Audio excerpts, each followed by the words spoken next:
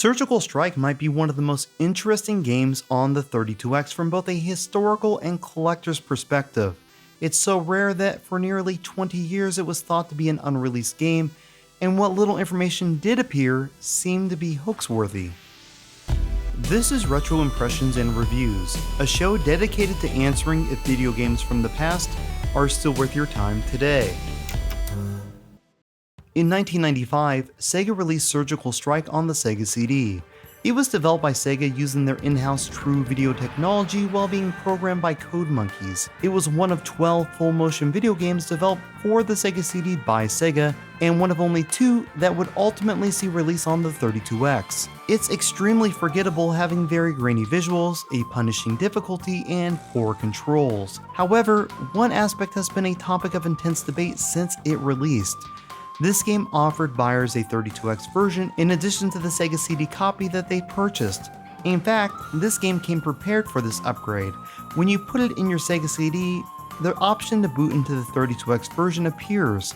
If you wanted this version, all you had to do was take advantage of a mail-in offer that came with the game by returning it with $4 to cover shipping. Unfortunately, the game didn't sell well, very few people took advantage of the offer, and the 32X was experiencing slow sales, ultimately resulting in the cancellation of the system, along with most of the future scheduled titles.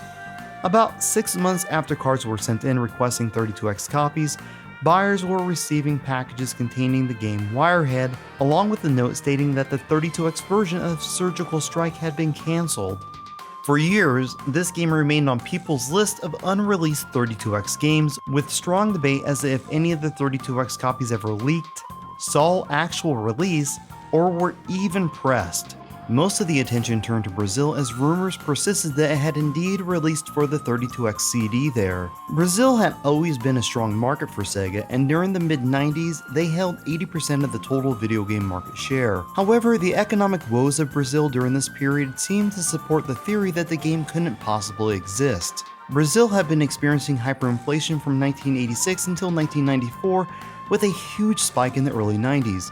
By the time the 32X and Sega CD arrived, it would cost nearly $1,000 for someone to acquire all 3 systems, and because of that, once distribution for these systems stopped in Brazil, only 30,000 Sega CD systems and 3,000 32X systems have been sold. So it just didn't make a lot of sense that a game that required the Mega Drive, Mega CD, and 32X would be released in a region where hardly any of these combinations existed. In 2008, Norian Moniz posted on the Digital Press forum inquiring about the rarity of a 32X game he owned called Surgical Strike. Debate ensued, and in order to verify he did indeed own a copy, a video was uploaded showing the physical game in hand.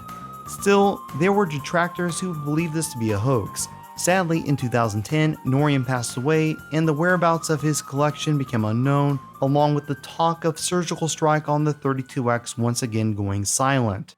In 2014, a collector based in Japan published a photo of their 32X CD collection with Surgical Strike being present.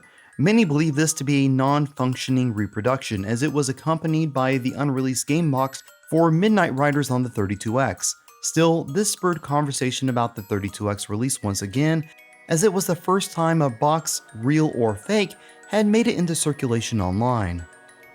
In 2015, during an interview with Sega 16, the former chairman of Tectoy confirmed that they had indeed released 2 32X CD games, Fahrenheit in 1995 and Surgical Strike in 1996.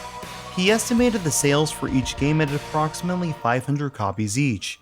Shortly after, Jamil Gustavo uploaded scans of the CD, box, and manual to a Brazilian wiki page dedicated to preserving Tectoy releases, making it only the second known copy in existence as of the making of this video. 2016 marked the 20th anniversary of Surgical Strike's release on the 32X from Brazil, yet people still doubted its authenticity as no copy of the game had been dumped or a verified video of the game in action had been uploaded online. This brings us back to Norian Munoz, who passed away in 2010.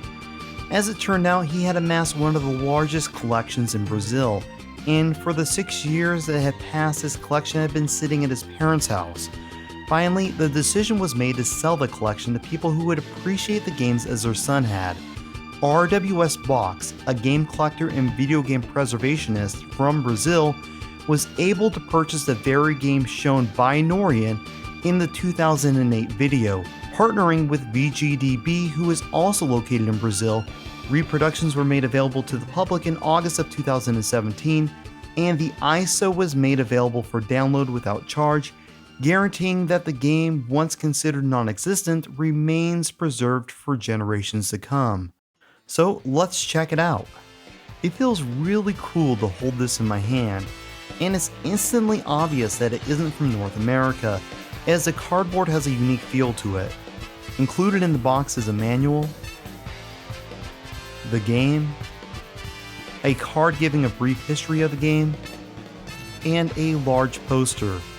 I've never owned any Tectoy games, so I would be hard pressed to properly judge the quality of this release over an authentic one. It seems to be adequate, though nowhere near close to the standard of PCE works. Still, as a huge 32X fan, I'm excited to have this on my shelf with the rest of my collection, as I figured years ago that the odds were slim that I would ever have the opportunity to even play this. So what about the game? Well, it's quite awful, as are the majority of full motion video games. The story takes place in an alternate timeline where the Gulf War didn't go so well, and now all enemy soldiers worldwide are terrorists posing as civilians. In order to combat them, the UN created a special team known as Surgical Strike. These are units of 4 soldiers in specially designed hovercraft that have been specifically trained to take down the terrorist scum. There really are no options worth mentioning pre-game, so let's just get into the controls. This is a shooter where you're allowed to select the direction your craft turns when prompted. The D-pad controls your weapon sights, the start button brings up a map, A fires your gun, B fires your missiles, and C plus the directional pad selects the direction you'd like to turn when you're prompted to do so. Overall, it's a terrible setup, but I'll get into that here in a bit. So the goal is to move around the city and take out the targets. You're given a map showing where the targets are, where you are, what direction you're pointing, and what direction you need to be pointing to engage the target. I'm sure that sounds confusing, and that's because it's a dumb idea and it is confusing. If you're heading towards a target, you'll not be able to engage the target if the arrow representing it is facing the opposite direction. You'll need to head past it, wait for a prompt, turn around, then engage the target. It gets much worse though, as you have very little time to fire on an enemy before you take damage, and when you do, it leads to these terrible cutscenes pulling you away from the gameplay. Can you imagine playing Doom where every enemy you kill gives you a cutscene? Well, that's exactly what you get here. These cutscenes also kill your option to choose a direction if the prompt to do so should be on the screen when you eliminate an enemy. Yeah, every time you shoot something, your game gets interrupted with these annoying cutscenes and kills the possibility to make critical turns. I bet you don't think it gets worse, but it does. You're extremely limited on ammo and missiles, so missing just one turn can make finishing the level impossible because you'll run out of ammo and missiles, as the amount you're given is ludicrously low. There are 3 levels in total, and some interesting one-liners when you fail a mission.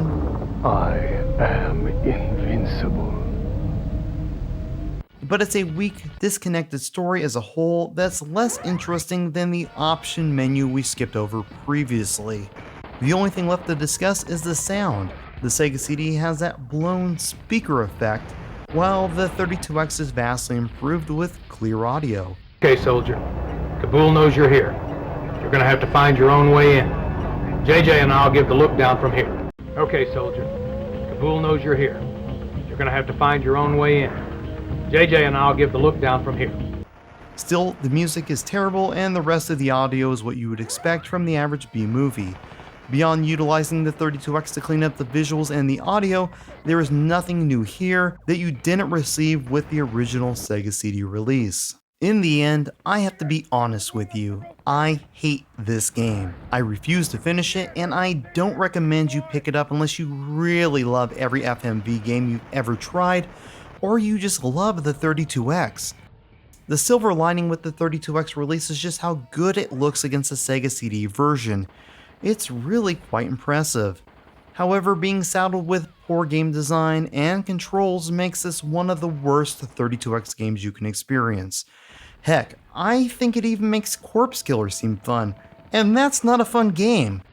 Still, the real story you need to know as this game becomes part of my library is the one that came with it. It's the reminder of these amazing people who are a part of our community on a local and international level, that truly move things forward for us as a whole, preserving a piece of history even in the narrowest window of opportunity. If you're interested in picking up a copy of this game or downloading the ISO, I've included a link in the description. Thanks for watching. Feel free to leave a positive or negative comment letting me know your thoughts. Click subscribe and leave a like if you enjoyed the video. Until next time, I'm Jenovi, and this has been Retro Impressions and Reviews.